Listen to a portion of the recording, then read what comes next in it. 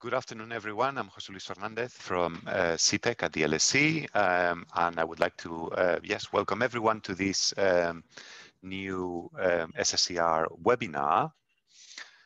Today, we're very lucky to have Margaret Blake and Camille Aznar, who are great friends of SSCR and CPEC, and we're collaborating on some projects. But we're very, really lucky to have them. They're both from Ipsos MORI to have them talk to us about the representativeness of the adult social care surveys, which are really such important tools for those of us doing quantitative analysis in the social care area in England. And we rely on those, and we need them to be as accurate as possible and as representative as possible. So I'm really looking forward to hearing how good or not they are. So Margaret and Camille will be doing a double act. So at one point, I'm not sure who's going to start sharing their the screen and beginning the conversation. That will use about 35 minutes overall, and then we will have hopefully about 15 minutes for questions. I would ask everyone to remain on mute if possible. And then as you start thinking of questions, as the presentation unfolds, it would be great if you could just write those in the chat, and then we will try to get through as many as possible once the presentation is over. But without any further ado, I'll leave it to, is it you, Margaret, who will start? Yes, I'll share my screen. Thank you very much. That's okay. Well, thank you very much for inviting us to come and speak to this webinar about the research we've been doing. Camille and I are here to present, but we're part of a wider team of researchers at Ipsos MORI who carried out the research. The research is funded by the NIHR, and we've worked closely with the DHSC on carrying out the research, but I have to say that the views are ours and not necessarily those of the NIHR or DHSC. And we have published the results, so we're going to have to give you a quick whistle-stop tour today, but you will find the findings on our website, and we can, at the end, we'll explain more about what's there. So, first of all, I'll explain what the aims and approach were, about some of the analysis we did to explore how representative the surveys are. Then Camille will speak about some of the barriers and enablers to taking part. And then I will talk about the recommendations. And we're really appreciative of all those who've participated in the research, whether in the advisory group or taking part in interviews or completing surveys.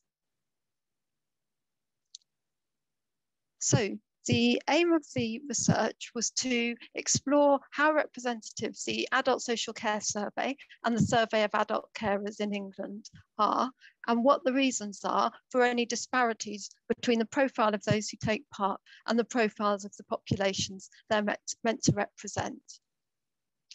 And then to also explore how underrepresented groups could be better represented, looking at the current methodology and how adjustments could be made to that, and exploring other examples of best practice from other research, including innovations in survey methodology since these surveys were set up, and to also recommend how these surveys could be improved. So we carried out a review of the methodologies of both surveys to understand how they're administered and relate to the other literature on past research on their methods and how they were developed. We spoke to local authorities, both through an online feedback exercise and with in-depth interviews. And then we also spoke to other stakeholders who are interested in or use the surveys.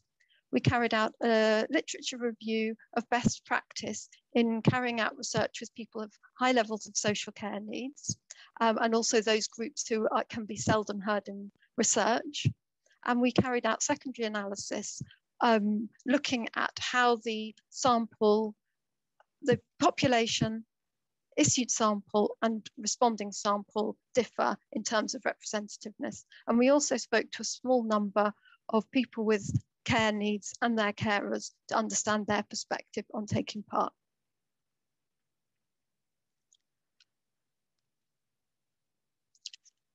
So the first step was to explore which groups are underrepresented. And so I'll first explain who the eligible populations are for these surveys. I'm sure some of you will be very familiar with this. So the Adult Social Care Survey is a survey of users in receipt of long-term support services funded or managed by a council following a full assessment of need. So this excludes those who are short-term users of care, people who receive other forms of support, such as signposting, information, advice and guidance, those who are self-funding their care. And the Survey of Adult Carers in England is a survey of adults who are caring for adults with social care needs, who were on the local authority records, whether or not there's been a review. So that's a slightly wider definition of carers. But it excludes carers who are not in touch with the local authority, and also young carers, those under aged 18. And so our task was to look at whether the responding sample are representative of the eligible population, but there are wider questions about whether the eligible population for these surveys captures all those who would be of interest to local authorities in understanding people's needs and whether or not they're met. So there's a greater focus on well-being and prevention, strengths-based approaches for support, where people might get their support in ways other than long-term packages of care. And there are some deliberate exclusions from the surveys. So those who lack mental capacity are in hospital or in safeguarding or other disputes. And so this results in some people being underrepresented because they're legitimately excluded, but we also wanted to look at those who are underrepresented, even though they should be included. So we obtained data from DARS through NHS Digital to explore the eligible population, the characteristics of those issued to the sample, and the characteristics of those who respond.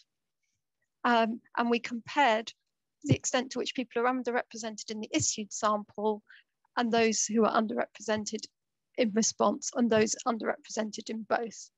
And we discovered that those in nursing care and with memory and cognition issues were the groups most likely to be underrepresented both in the issued sample, partly because of the rules around eligibility and mental capacity, and they were also less likely to respond once invited.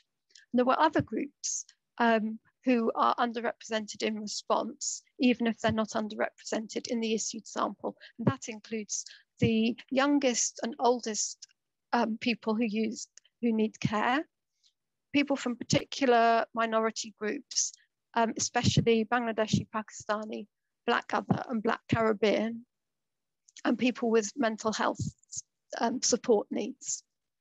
And for the Survey of Adult Carers in England, we discovered that the youngest carers, those aged 18 to 30 or so, and the oldest carers were underrepresented in being invited to take part in the survey and in taking part. And minority groups among older carers were underrepresented in response, but among younger carers, this pattern wasn't found.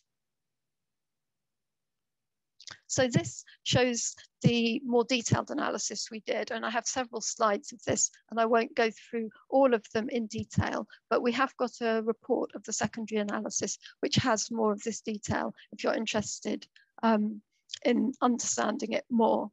But this shows that the Adult Social Care Survey has various stratum who are invited to take part. So some groups are more likely to take part because they're rare, to be invited to take part because they're rarer, and therefore a larger percentage of the stratum are issued, which is why this analysis was done by stratum. But what it shows is that those in nursing care are less likely to be invited than those receiving other forms of care, and that among the stratum 2 and stratum 3 and 4, so those without a learning disability, it's those with support with memory and cognition who are least likely to be invited. And you can also see the age pattern here with those in the, we're now moving on to response. Those in the middle age groups are most likely to respond, and those in the youngest and the oldest are least likely to. And this is hidden in the published data for the surveys because age is just expressed in two older and younger age groups. This shows how those with support with memory and cognition needs are least likely to respond, particularly in residential and nursing settings. And it shows also that the response among those who have learning disability support needs is particularly good. And Camille will go on to explain some reasons for that. This slide shows the difference in ethnicity. And what's clear is that within broad ethnic groups, there is variation in response. So within the Asian group, those in the Pakistani and Bangladeshi groups are less likely to respond than those in the Indian group. And again, the published data is split by broad ethnic group rather than specific ethnic group, but by getting the data from DARS, we were able to explore that in more detail. And looking at the survey of adult carers in England, there's a clear pattern that the youngest and the oldest carers are least likely to be invited to take part. And we also find they're least likely to respond in the slide on the top left.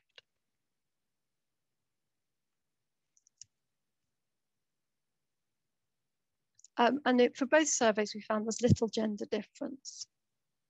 So having done this analysis, we had identified which of the groups were most underrepresented, both in terms of being invited to take part and responding once invited. So Camille is now going to talk about some of the reasons for this and some of the ways of overcoming these differences. Thanks, Margaret, and hi, everybody. So yes, the next sections are going to focus more on the findings from the primary research. And in this section in particular, we're looking at challenges in achieving representative sample for local authorities. So we look at the causes of underrepresentation in the survey in relation to incomplete information about the eligible population, but also rules for excluding certain groups from the sample and issued sample. So overwhelmingly, local authorities we talked to and that we surveyed felt that carer records were not as complete and as accurate as service users' records, and that could lead to incomplete data sets. So for our service users, overall, local authorities felt that the data quality for service users on the salt return is good, and they actually stress that they do spend a lot of time to ensure that the details are accurate and usable for the sample, and they do spend a lot of time on data quality checks.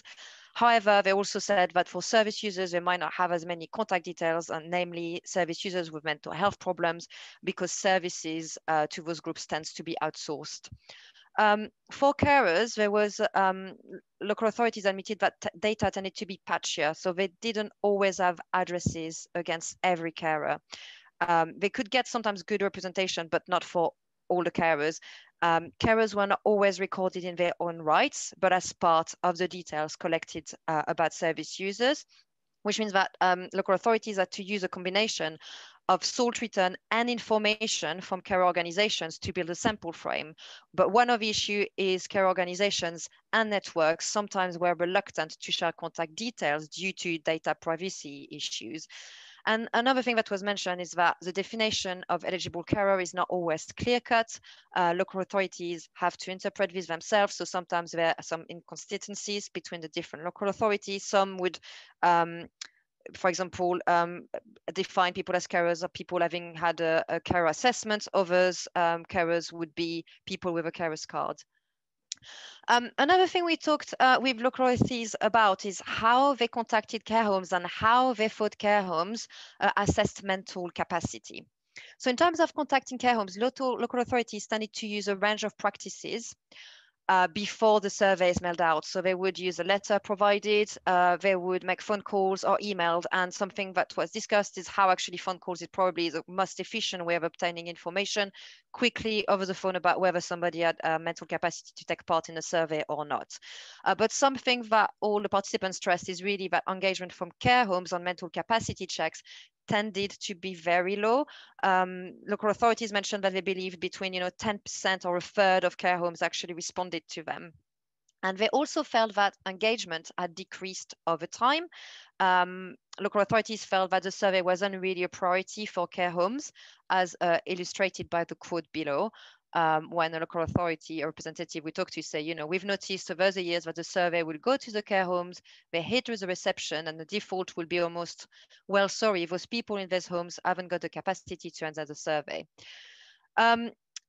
However, participants, local authorities, were also very understanding of the pressure faced by care homes. They also felt that sometimes a turnaround between, the time care homes were asked to define mental capacity of their residents and the time that the survey was mailed out was too quick. So care homes didn't necessarily have enough time to go back to local authorities. We also asked local authorities how they thought care homes assessed mental capacity, and overall little was known about how it's done practically. Local authorities tended to think that care homes could be a bit too strict, a bit too quick to say that somebody didn't have capacity, simply because sometimes capacity can be really hard to assess because it can fluctuate. And in many cases, capacity is not determined at the initial stage of contacting homes.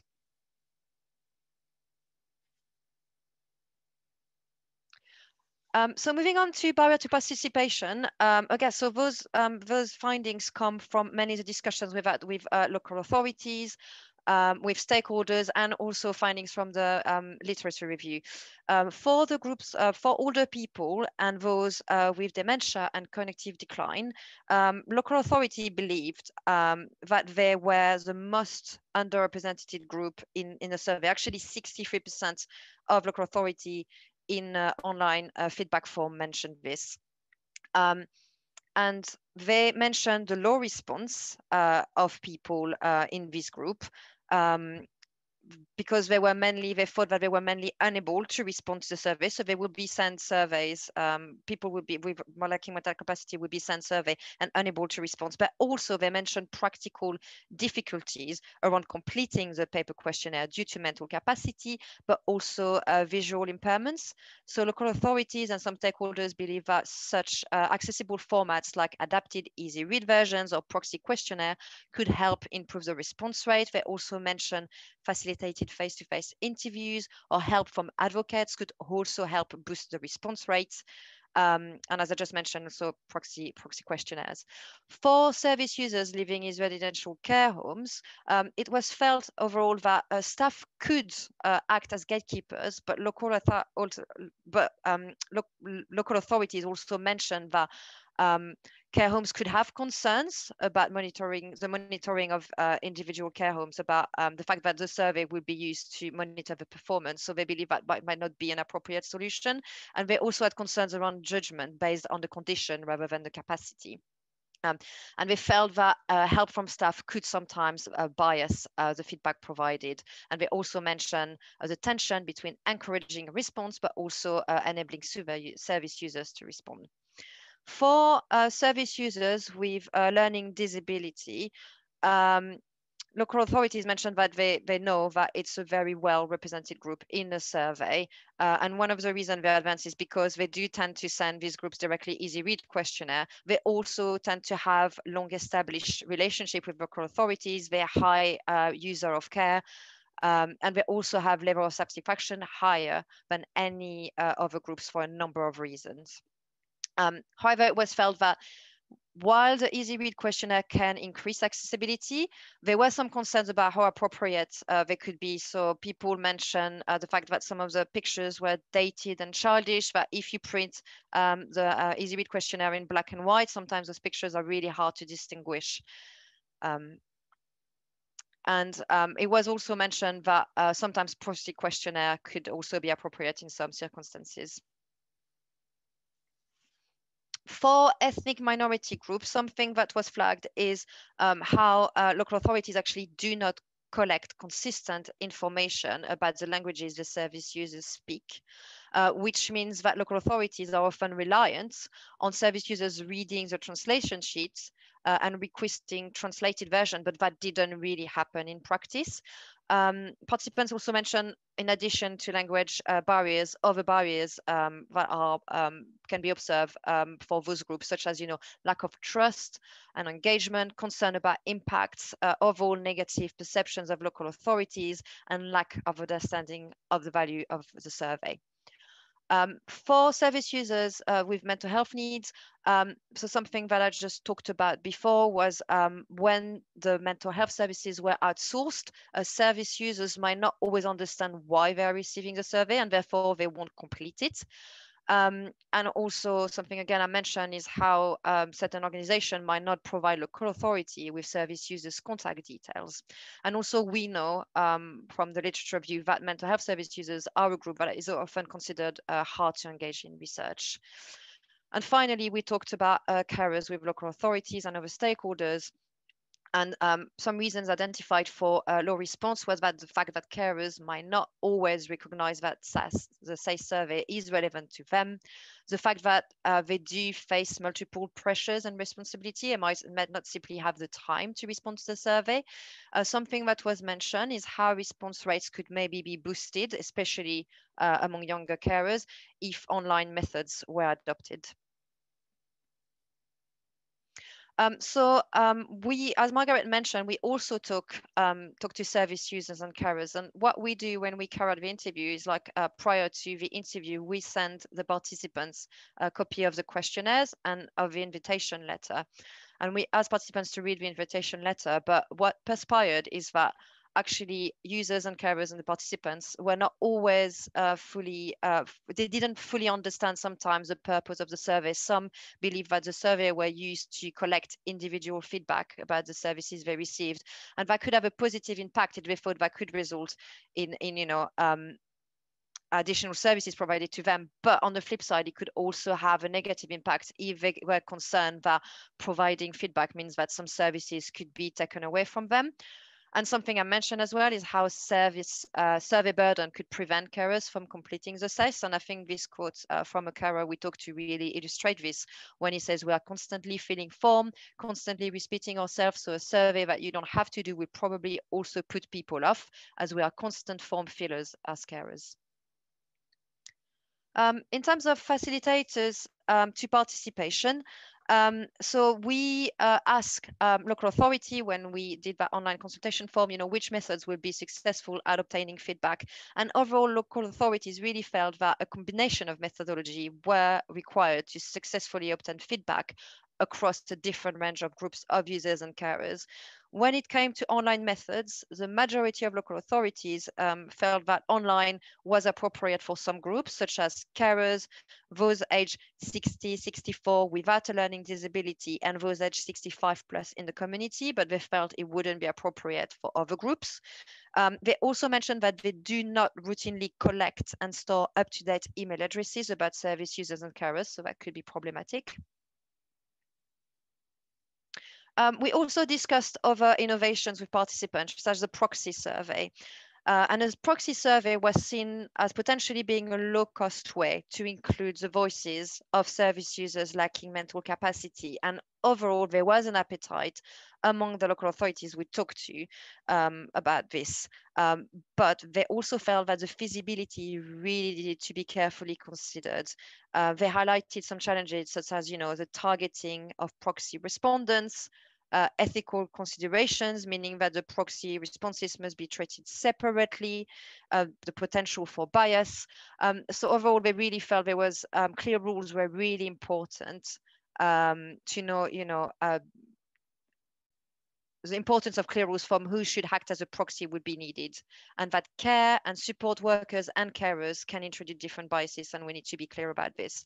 We also discussed with them qualitative methods. And that's something, again, local authorities were interested in. However, they felt that it should be an option rather than a required part of the protocol due to limited resources, but we felt that more information sometimes is really helpful to fully understand the survey findings. They mentioned the addition of a comments box also could help, but we needed clarity for participants about how this kind of qualitative feedback would be used. And finally, we ask also participants, so service users and carers, what would encourage them to participate in the surveys. And participants spontaneously mentioned the use of incentives, whether they were financial incentives, vouchers, or other types of incentives. They also thought that the content of the invitation letters for both survey could be improved. They felt that it was comprehensive, but maybe wasn't always very accessible to everybody. And the kind of purpose of the survey might need to be clarified. Service users mentioned that they would prefer a family member or a friend to help them complete the SES rather than a care or a support workers, because they had, again, concerns about maybe services being taken away from them if they provided negative feedback. And finally, participants also wanted more opportunities to give feedback about the services they received, and that should be considered outside of the survey.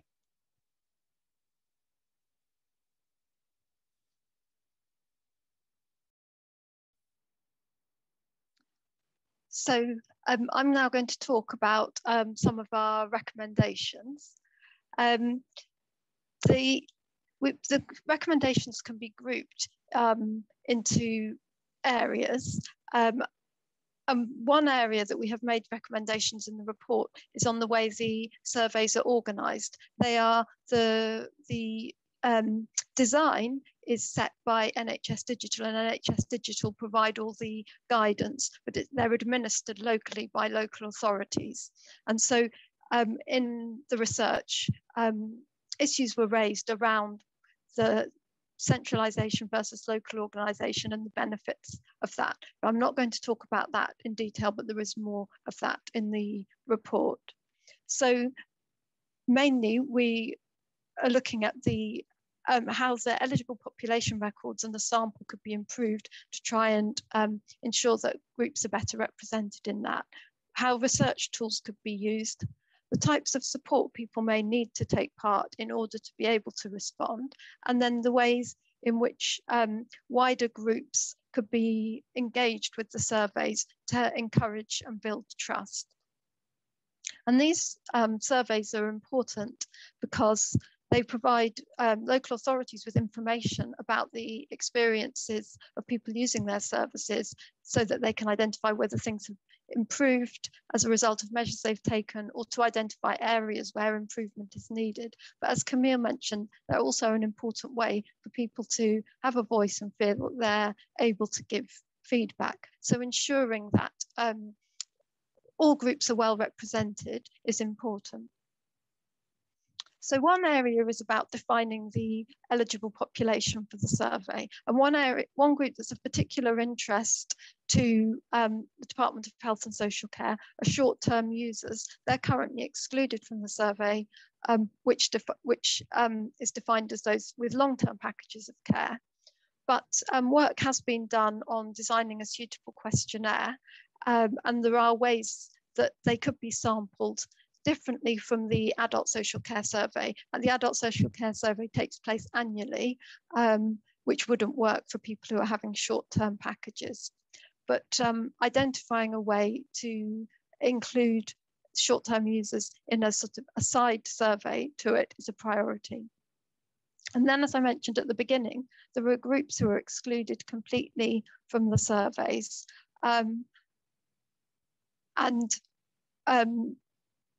I think increasingly as local authorities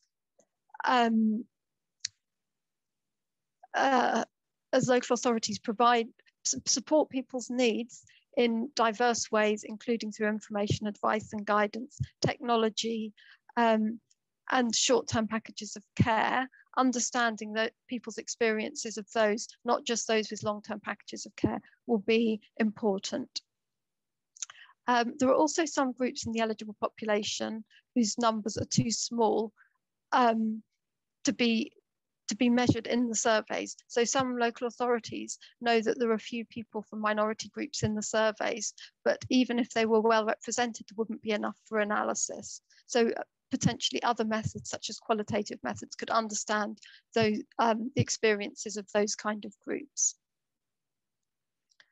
Camille mentioned issues with the samples, and in the coming years, the SALT is moving towards client level data flows, which means that there will be greater opportunities for having good quality data that can be used as the sample frame for these surveys. And so it's important that as well as these data flows recognizing things that are needed for the administration of social care, if they also included measures that could be used to run surveys and carry out research to understand people's experiences, such as language needs and so on, and consistent information about ethnicity, this would help. Exclusions from the sample frames are needed for the running of the survey, but we found they weren't necessarily applied consistently. There's a lot of guidance for local authorities already, but there may be ways that that could be improved to assist them. It's also important that if the mode of the survey is extended from paper, which is the current predominant mode, that email and telephone numbers are recorded as standard to facilitate these other ways of carrying out the surveys.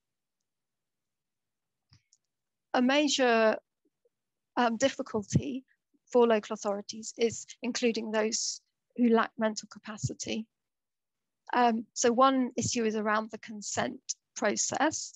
And we've made some recommendations about the ways in which local authorities could engage with care homes and also help care homes to understand that they're not being assessed. This is about the experiences of service users generally, not a measurement of how that care home is doing. And also work with wider bodies to assist, who may be able to assist the care homes in carrying out the checks or in emphasising the importance of the surveys. But at the same time, there's a difficulty for these groups of taking part in the surveys if they're invited. And there has been work done at the University of Kent on a proxy version of ASCOT. I know this is in DHSC and NHS Digital are in further discussion with that group on including that in the survey, and that would be of great value in order to enable those who lack mental capacity to have their views heard. There's also been work done on updating the easy read version of the ASCOT, which could address the issue which Camille mentioned of the current version being slightly dated and not optimal. But also there are some groups who would fall into the category of receiving the easy read version, such as those with Asperger's, but for whom that may not be the most appropriate format. Translations are available in a wide range of languages, but they're not well used. So we've suggested some ways in which they could be made more accessible to those who might need them by making it more obvious that they're available, but also targeting them through having information about people's language needs. But the barriers to participation among ethnic groups are not just about translation. There are other difficulties for some groups in taking part, which I'll talk about in a moment. And some local authorities have used face-to-face and telephone versions on a larger scale, but generally they're just used in very particular cases, but considering ways in which they could be used more widely to enable people who can't take part on paper to do so would be advantageous, but there are obviously resourcing issues associated with that. So online surveys do offer a potential for addressing some of the issues in that they're more flexible, things like translations can be targeted. It can enable proxies to take part. But there are also barriers to certain groups in taking part online, and therefore any approach needs to be flexible. But even if it's not appropriate now for many of the people in the eligible population, any steps that are taken to redesign questions or gather information about the sample should consider that in the future online methods may be more widely used. So a major issue for some groups in particular is the fatigue and the fact that the adult social care survey takes place annually. And the cover letter is fairly standard and does not really say how taking part in the past has changed things in their local area.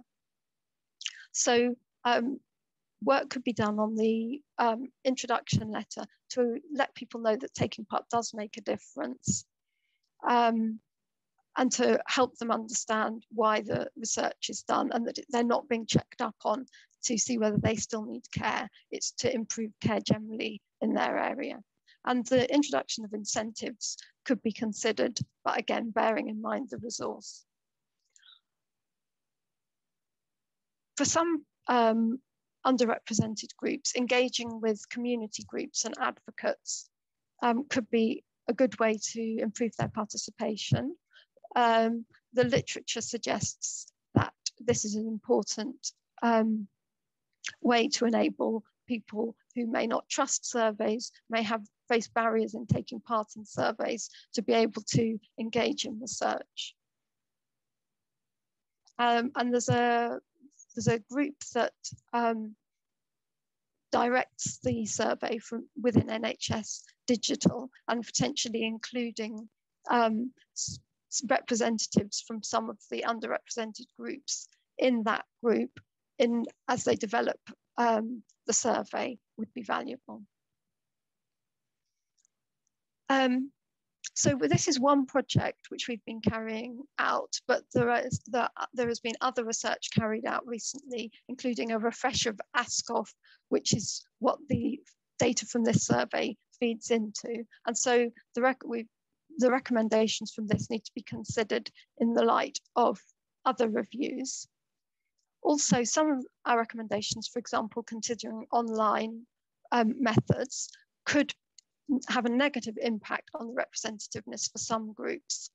So it's a complex picture. It's not that there is one solution that will improve representativeness for everyone.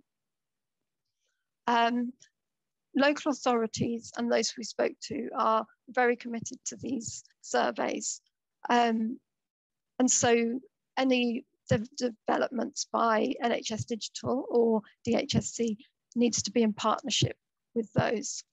And there are no quick fixes. We've suggested a wide variety of recommendations, some of which could be implemented relatively quickly and easily, and others which require much longer term consideration because they have other impacts.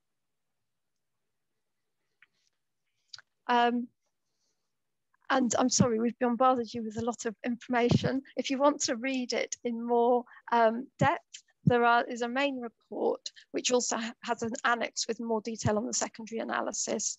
There's a review of the methodology, and there's a literature review.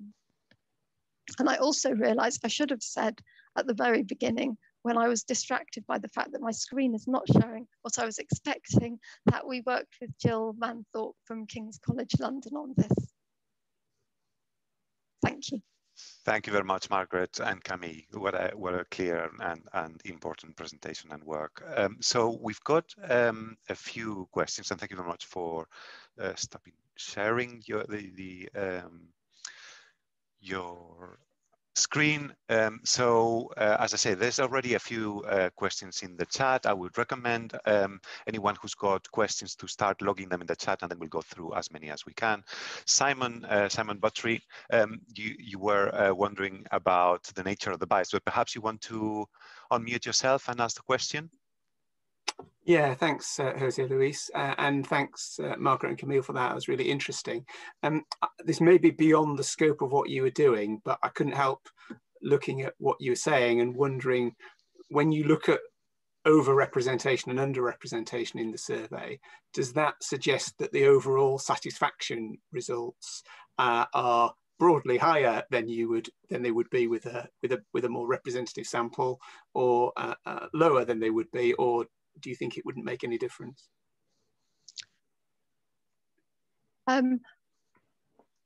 We did look at some key measures, including satisfaction, and how improving the representation of these underrepresented groups would affect the figures. And we came to the conclusion it wouldn't have a major impact on the overall figures. So yes, I should have said, this doesn't call into question the overall results of the surveys. It's more about ensuring that all those groups who are in the population are represented and able to take part, but and it would also potentially improve numbers in some local authorities for analysis if they were better represented. But yes, it doesn't affect the overall results that have previously been published.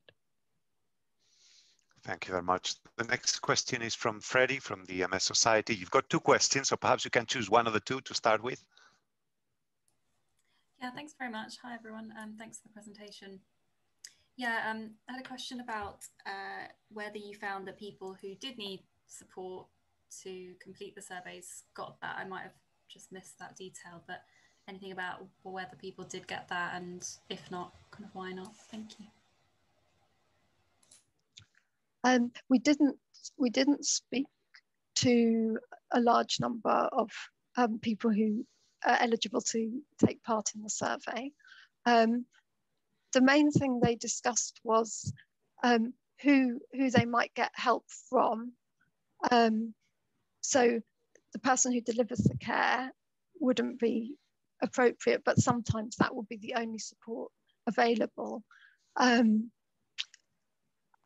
So there's a preference for someone from your family doing so, but we also found that carers were under a huge amount of pressure, and therefore they wouldn't necessarily have time to support. So I think it's a mixed picture, that some can get the support and do get the support, but clearly not everyone has access to the support they need, or choose not to have that support, as there are certain groups who aren't well represented. Thank you very much. The next question is from Claire Ratchwell, and it's related to the change of emphasis of the CARE Act and the surveys. Claire, would you like to ask the question? Yeah, I mean, I guess it was a bit more of a comment, really. The carers, I'm a carers lead in Portsmouth for the local authority. And the carers survey has, for quite a long time, felt like really more of an adult social care users survey. From my perspective, that often the feedback we're getting is much more about support services for the person they're looking after than it is about their own needs. And I think post CARE Act, we just haven't caught up really with what the range of needs that are eligible under the CARE Act for support through adult social care, and really with the carer survey specifically, whether we could be capturing more useful information around what's working for carers with that much wider viewpoint, rather than it sort of just being about replacement care and respite type services, or the services that the person they're supporting is receiving. Yes, the content of the surveys was outside the remit of this project, but the Institute for Public Care at Oxford Brookes University has been carrying out research with ADAS and DHSC, looking at the framework and what measures should feed into it, and considering the kind of things that you've been raising. So that is in consideration, and I think the conclusions of that should also be considered in thinking about how to make these more representative, because it might also affect who it is whose views should be sought, as well as what they should be asked. Definitely. But also it could impact on the appeal of the survey to certain groups, because some groups are less likely to take part because it doesn't seem relevant to them. They don't recognise, either they don't recognise that they're a carer, or they don't think it's relevant to them. And so more relevant questions could assist with that. Absolutely, and lots of carers that we support with some of the most stressful caring roles are those who don't receive support from anywhere else in the system for the person they look after because of a mental health condition or some type of neurodiversity that doesn't entitle that individual to any other kind of support, or makes it harder for them to access support. So often those carers are using carer services and adult social care support sometimes in a more intensive way, and this survey kind of excludes them, so we're not getting that feedback via this mechanism anyway. Thank you very much. So the next question is from Kate Gridley, and it's on what about self-funders? Yeah, I was just wondering what the rationale was for excluding self-funders, and whether there are other ways that self-funders can feed in, or whether we're just not hearing from those at the moment. The sample comes from the local authority records of the people they provide long-term packages of care for. So I think people who are partly self-funded would be included, but those who are completely self-funded and do not have any contact with the local authority will be excluded because of the nature of the sample. There are other ways in which the experiences of self-funders are measured, for example, in general population surveys, such as the Health Survey for England or the English Longitudinal Study of Ageing. But that doesn't provide local level data. I suppose it's just kind of how you categorise people, isn't it? Whether or not they're users of adult social care or not, because they're a large group, aren't they? But yeah, they're up front, they're kind of out of this. So it was just a comment as much as anything else. Yeah. Really. Oh, very important point. So Chris Hutton, oh no, he was just congratulating you. So there you are being congratulated. So I'll ask then myself a question, if I may, given that there aren't other questions at the moment, and whilst we wait for other people to ask questions. So there is, you've mentioned providers a few times, the fact that, service users might feel reticent about getting somebody from a care worker, for example, helping them. Were you able to get metadata on the providers to see whether, for example, there were differences or in the representation of different providers by, for example, their CQC rating? We weren't looking at that level of detail. We just looked at the different types of support need. So those who are living in residential or nursing care are less likely to be represented, but we didn't look at that. And in fact, the surveys are not meant to collect data at a provider level. And that's an important thing, in that it's not the providers being assessed. But we did note that I think partly is through monitoring response and seeing how things are going within individual local authorities, people may be aware of different providers and their response and or the results from the survey for them. But that's not the intention, and that's one of the barriers to care providers potentially cooperating, is a concern about that. Sure. Thank you very much. Martin's got a question on value for money. Thank you very much, Dee, for the presentation. So the question I'm going to ask is one that every researcher gets asked, which is, okay, so you can spend more and more time and more effort getting more people into the survey, and you can improve the representativeness, but is it worth it? The cost of doing that is going to be considerable. So when do you draw the line? That's not an aggressive question. That's a question to help me answer questions that people can ask me in the future.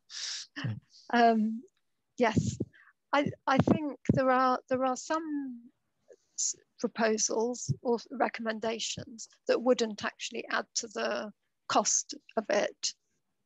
So for example, engaging with certain groups to help promote and advocate the survey, or longer term online methods would not be more expensive, but there are other methods such as face-to-face surveys or telephone surveys or reorganizing it, which would be far more expensive. And I think in the context of the wider questions about, well, who should be included? What is it? Should it just be long-term users of care and their carers, or should it be a wider group of people who are either self-funding or receiving information, advice and guidance? I think spending more and more money to make these surveys representative, but ignoring all those wider groups, probably wouldn't be the best use of money, and a wider view of how to get the experience, hear the experiences of people who have care needs would be worthwhile before spending a large amount of money. On that, I wondered whether you could reflect on the bed-based survey versus, or the sample of people in care homes versus people in the community, because the proportion of people in care homes that is not contacted because of the lack of capacity to consent is such that, I mean, in the past, for example, I've just given up on that part of the, therefore it seems like there is a lot of effort going on for very little return in terms of data. But linked to this, I wondered whether, you know, when you look at the content of the surveys, the quality of life information there, which this is the primary source of data across England, is such an important thing that you would almost want local authorities to be asking these as part of the assessment, and therefore you wonder whether, you know, the survey is only an intermediate step to just some of this information being collected routinely for all service users. Yes, and for the short-term users, that is already happening in some local authorities. The experiences are being captured as part of the assessment or end of service feedback. So for long-term users of care, there's no clear end point in that way, but it could be built in as part of people's assessments and people's service users' desire to give feedback on their experiences. From that perspective, building it into the assessment and enabling people to share their experiences would work well. But on the other side, they're benchmarking surveys, and one of the values to local authorities is consistent and done in the same way across all local authorities, and they can compare. And therefore, if it's built into the assessment, that aspect of it would be lost to some extent. Sure, good point. We don't have any more questions, and we're sort of running out of time. So what's left is really to thank you very much again for a hugely useful and really clear presentation and important work, really. That will be very helpful for a lot of people trying to use the data in the survey. Usually we, at this point, we talk about the next presentation or the next seminar, but my understanding is that we don't yet know what the next topic is. So therefore, just thank you very much again, and see you soon.